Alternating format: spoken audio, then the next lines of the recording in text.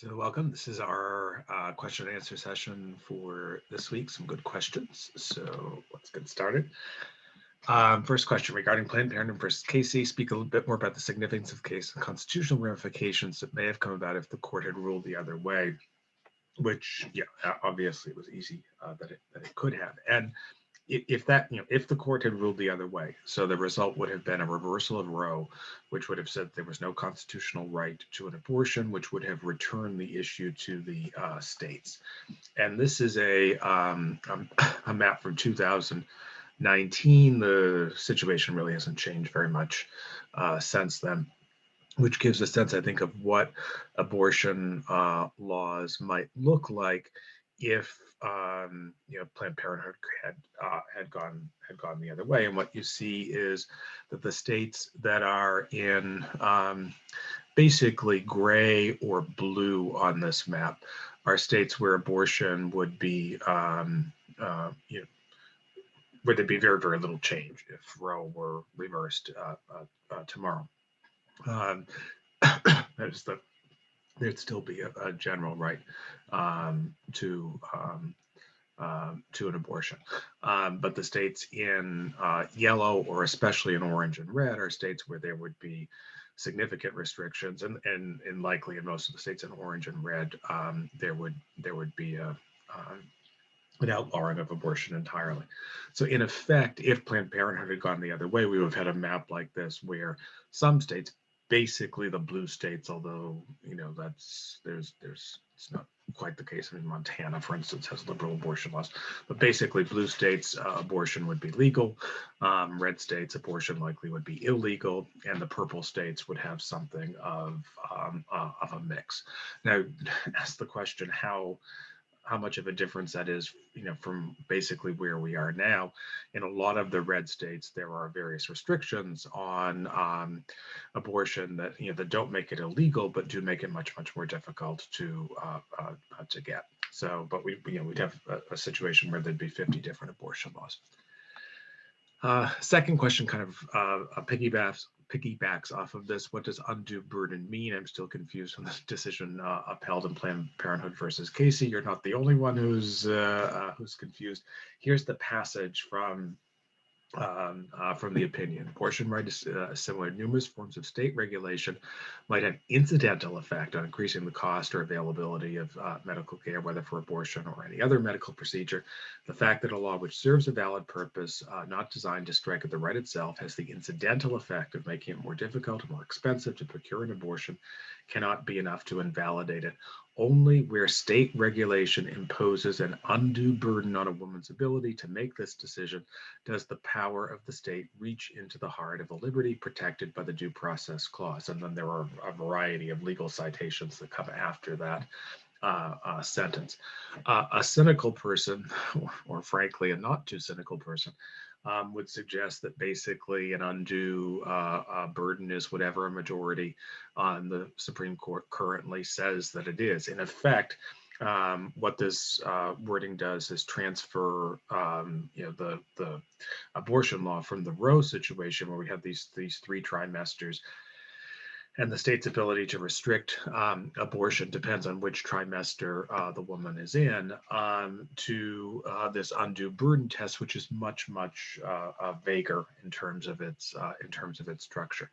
That said, basically what the court has interpreted this as is that states can impose pretty significant restrictions. That is, that they can say that a woman who wants an abortion has to wait for 48 or 72 hours until she's able to get an abortion.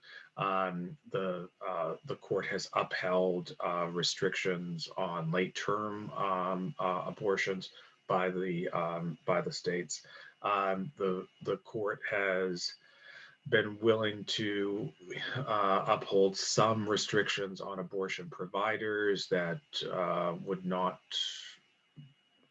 not similar to restrictions that are imposed on other healthcare providers. But if these laws cross the line into making abortion extremely difficult to get. The courts then kind of strike it down. But this is, the Roe approach wasn't a model of clarity in terms of what restrictions are going to be allowed and what restrictions aren't going to be allowed, especially in the second trimester. But this approach, which remains the law of the land, is very, very vague, and in effect invites states to come up with restrictions on abortion rights that might test the limits of what the Supreme Court is going to allow. But yeah, so there's no clear answer in terms of what an undue burden is or is not.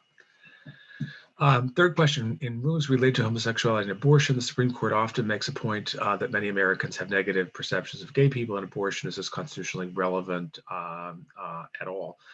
Basically, what I'm asking is if the popular opinion of the citizenry matters, does the argument that these are political issues out of the Supreme Court's jurisdiction actually hold weight? This is a really interesting question. And I think there are a couple of different things that are going on, especially with regards to gay rights questions, where even though technically public opinion doesn't matter, it generally does. The first is that the Supreme Court, by and large, Roe versus Wade is really an exception to this, which wipes out the abortion laws of more than 40 states. The Supreme Court, by and large, doesn't like making controversial decisions when doing so would invalidate the laws of a significant number of states. And so the most recent obvious example here involves the right of gay and lesbian couples to marry, which we'll be looking at in class next week. The basic logic of this opinion is outlined in Romer in 1996. I mean, in the sense, Scalia is correct in identifying the sort of where Romer is going, but it's not until 2015 that the Supreme Court formally recognizes that there's a right of same-sex marriage under the Constitution. And this map gives a sense of why. So by the time the Supreme Court will issue its ruling in 2015, the only states where same-sex marriage remains illegal are the states in yellow on this map, minus Florida, where same-sex marriage does become legal in early 2015. But all of the other yellow states, same-sex marriage is illegal. But that's only 14 states in the country. So in the interracial marriage decision, Loving versus Virginia, it's the same kind of thing. The only states where interracial marriage was illegal by the time the court actually makes its ruling are these, all of these southern states. Everywhere else in the country, a Black person can marry a white person. So, public opinion in this respect does matter. The Supreme Court recognizes that, as we discovered way back at the early part of the course in the Cherokee Indians case, it doesn't have its own police force, it doesn't have its own enforcement powers, and it tends to be reluctant to impose itself on a public that is extremely hostile when it is considering a social issue. Is always finding ways to issue more limited opinions. There is, I think, a second element of this with regards to gay rights questions. So this is Anita Bryant. Remember, I mentioned her last time. She's the sort of front person to the idea of popular referenda to roll back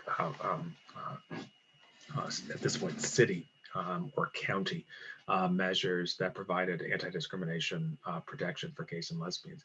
One of the things that to me anyway distinguishes the movement for gay rights from the movement for women's rights or the civil rights movement for African Americans is that opponents of gay and lesbian rights, and I'm using that term deliberately here because even though transgender issues are hovering in the background, most of these 70s, 80s, and 90s laws apply only to sexual orientation. They don't apply to gender identity questions, which is really, it's not, sort of not on the political radar screen scene until the 2000s. So at this point, still just gay and lesbian rights questions.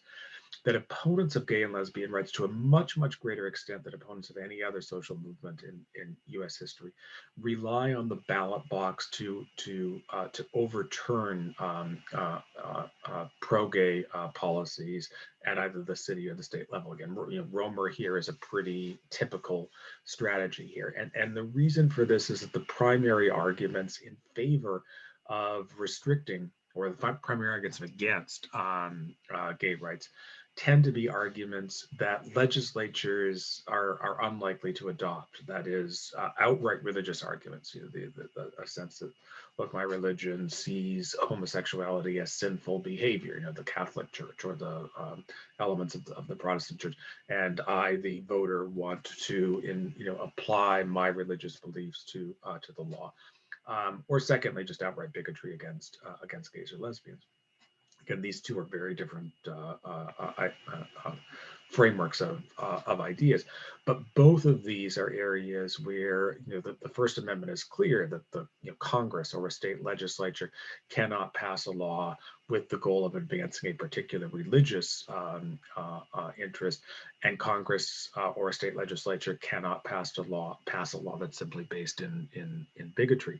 And so the opponents of gay rights, because of the really weird breakdown of how the issues here develop, tend to rely much more on plebiscites than other opponents of other civil rights groups, and that kind of plops this issue, the issue of should the courts defer to the electorate's opinion, sort of plops that issue in the laps of the Supreme Court in a way that was not the case with regards to feminism or to civil rights for African Americans. So I think it's a combination of Supreme Court doesn't want to get too far ahead of public opinion, and on gay rights issues in particular, they have to deal with this tension between protecting the rights of a minority group and deferring to the judgment of the electorate in a way that on virtually all other issues in U.S. history, it's not quite that stark. Then the last question, there were a few questions about our friend Congressman Pappas. Why did he sing? It's clearly unprofessional. Was it to make fun of Starr? Absolutely not. It was not to make fun of Starr.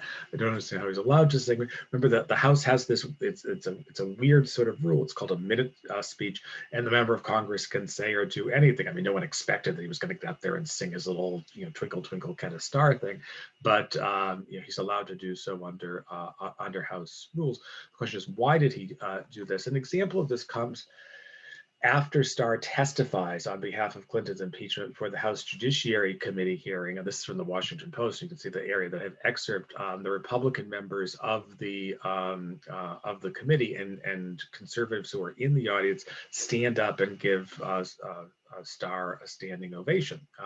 So Starr is seen as this incredibly brave truth teller, someone who is standing up to the Clintons. He's incredibly popular with the Republican base, and when Pappas is delivering these marks, he's essentially appealing to the Republican base.